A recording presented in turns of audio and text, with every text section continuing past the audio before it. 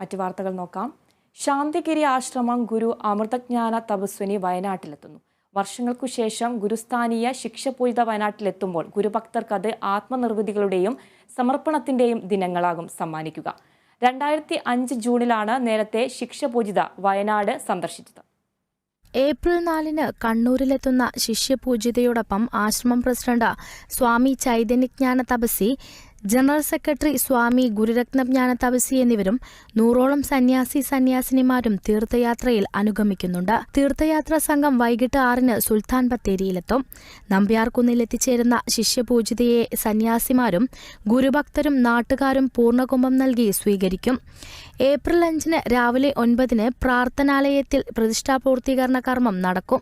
ആശ്രമ ചടങ്ങുകൾക്ക് ശേഷം നടക്കുന്ന സൗഹൃദ സമ്മേളനത്തിൽ രാഷ്ട്രീയ, സാമൂഹിക, സാംസ്കാരിക മേഖലകളിലെ പ്രമുഖർ പങ്കെടുക്കുമെന്ന് ആശ്രമ ഭാരവാഹികൾ വാർത്താസമ്മേളനത്തിൽ അറിയിച്ചു.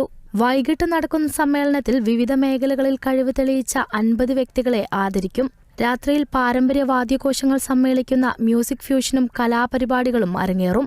സുൽത്താൻ ബത്തേരി ആശ്രമത്തിലെ പ്രധാന ചടങ്ങുകൾക്ക് ശേഷം തീർത്ഥയാത്രാ സംഘം 7 മടങ്ങും. Kerala vision news, Wayanad.